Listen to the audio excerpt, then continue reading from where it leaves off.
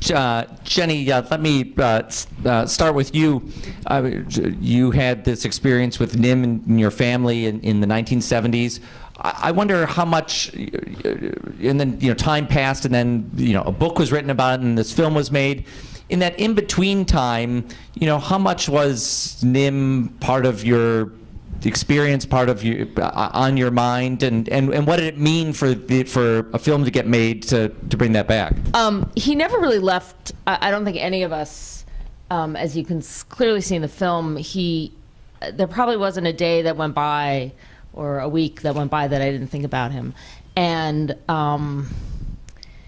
he was a brother in some sense, that because you have this infant, he comes into your life and you take care of him, and he's a lot more than the family dog was, but it was this very intense relationship.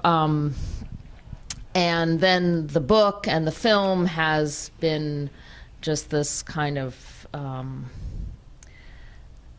amazing way to, I guess, revisit Nim and what he meant, but also to, in some ways, for me personally, just to sort of say, I've been able to meet people that were involved in Nim's life, fill in the blank spots and sort of. I wondered about that. How many? Understand the picture a little bit more. So it's an amazing, from my perspective, it's just been an amazing gift.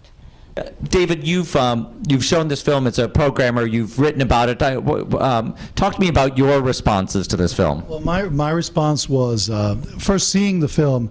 I saw it at Sundance, and immediately after what was particularly interesting to me was having seen the film being affected so emotionally by it. Then at Sundance, you had a number of people: Stephanie, Laura Petito, Bob Ingersoll, people whom you really do get to know in this film, coming up and talking about it as if the film is really just one draft on what happened to Nim, and the story keeps going. I showed this film in Haifa, in Israel, at the Haifa Film Festival a few weeks ago. There is a chimp research center in Israel. Who knew? Who would have thought that, but there's circuses, there are exotic pets, the typical things, and we had an extremely positive response. I don't think there's any parent who would really appreciate having a film scrutiny of their parenting in any situation. And are we including the Gaudis on this? Exactly. And in the case of your mother, Stephanie, she was in an unusual parenting situation. And there's lots of reactions you could have to her in the film, and I'm wondering, what it's like for you to see your mother kind of under the magnifying glass here. It's not easy, and although my mother is, she's the kind of, she really was excited about Nim. There had been a chimp a number of years before that sort of lived in our house, but we were gone for most of the summer, so he was sort of taken care of by Danish au pairs or something. I was even younger. I don't remember all the details of that. His name was Bruno, and it was sort of a precursor to figuring out whether it was feasible to raise a male chimp in a human household. Before that, it had all been female chimps, who are much easier to take care of. You don't have. There's a comment in the film, Nim was a spoiled brat and he had to grow up, and he was the youngest of 7 kids, and he was a spoiled brat. I think, although you saw, we were all playing and all of that, and I'm totally digressing from your question, but he was part of a pack in our family. Watching, my mom talk about, her parenting, this question of, breastfeeding the chimp and getting him stoned and giving him alcohol, like the to address them one at a time. The breastfeeding was the breastfeeding, people are like, oh my God, and the breastfeeding was a comfort, a way of comforting Nim, and a very natural response for her to, as a mother, and I have a child and I breastfed her, and and I now understand, I think, what my mom was doing in terms of wanting to nurture, comfort, and bond with this newborn, nearly human infant. Nim's interest in alcohol and pot, we were not a family that sat around and smoked dope all the time, at all, but it wasn't something that was non-existent. The graduate students, and there were a lot of people in and out of the house. And just like you would give a little taste of wine or beer to a baby or a kid, certainly more so in the 70s than one would do now, that was completely acceptable. And it wasn't perceived of as something so... It was the 70s. As I said, it was the 70s. I mean, we were, living this crazy life. But the thing that struck me was that when Nim is taken away from you and sent to that estate in Riverdale, Delafield, it seemed that the separation, the way it's presented in the film, the separation wasn't terribly difficult for Nim. What was it like for your family? I don't think it was... I think it was harder for Nim than Laura's perception of it.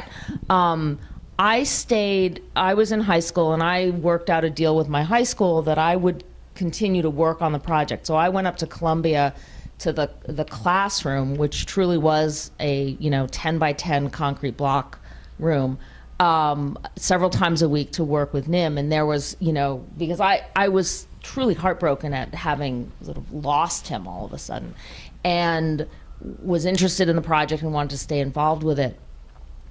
Stephanie didn't. My mom sort of pulled away very quickly.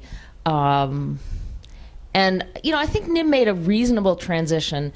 For the family, it was a different matter. He was, a piece of, he'd been in our family for 2 years, and he was a piece of family that was suddenly gone. And it was very abrupt, and it was sort of the first step in realizing that, what was or wasn't the plan for Nim in his life. I mean, I think that would laid the, I wasn't aware of it at that moment, but, that things could change so suddenly. And then that pattern just kept up.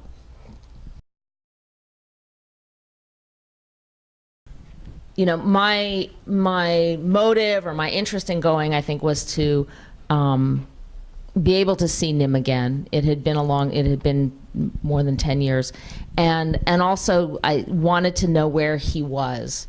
So I wanted to be able to see, firsthand that he was someplace relatively safe.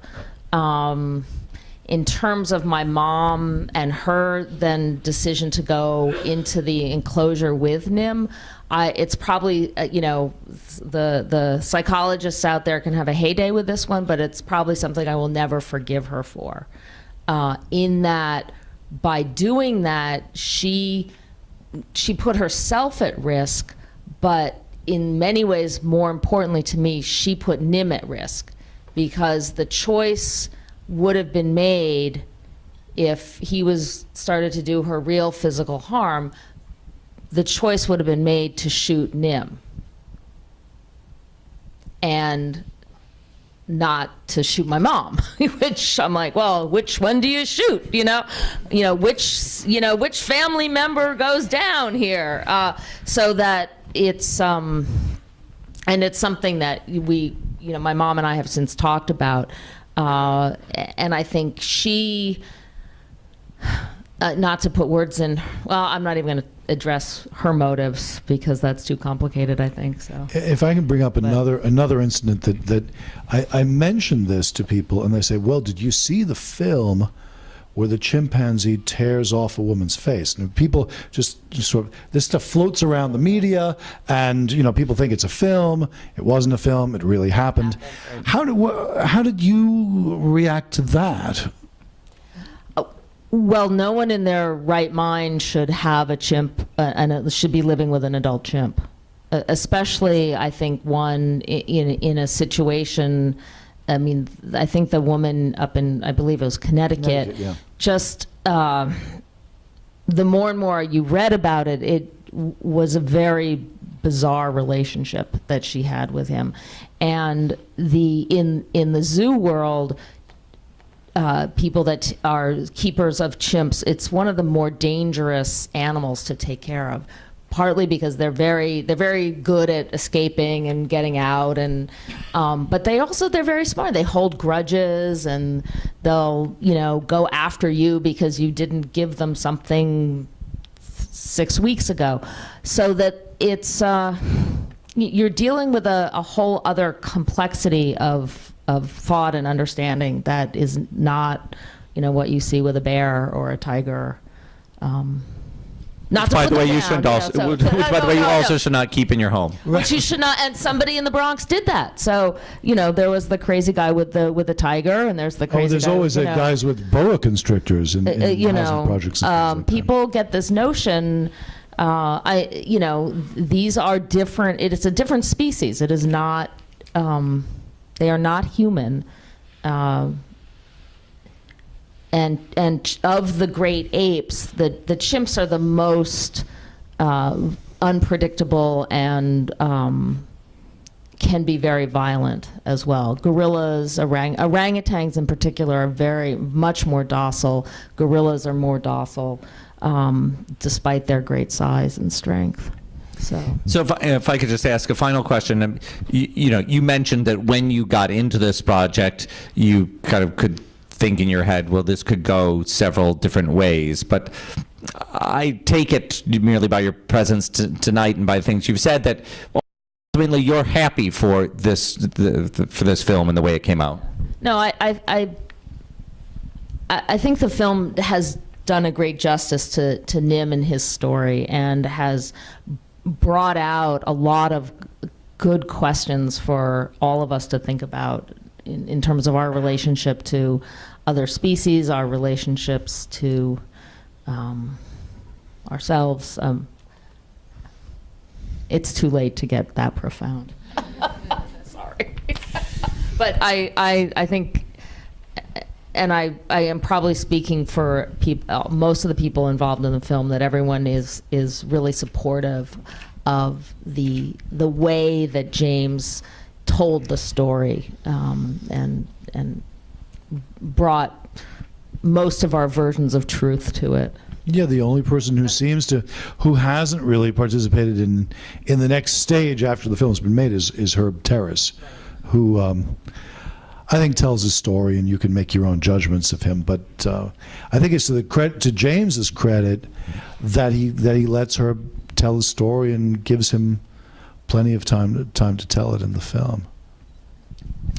Well, I thank you both for joining us. I want to remind you, if you love great documentaries, we're here every Tuesday night with our Stranger Than Fiction series. We'll be back next Tuesday with the film Give Up Tomorrow, that was a prize winner at the Tribeca Film Festival, and the filmmakers will be here for a conversation.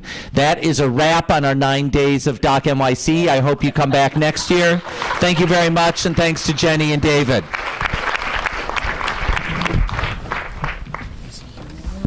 Steps.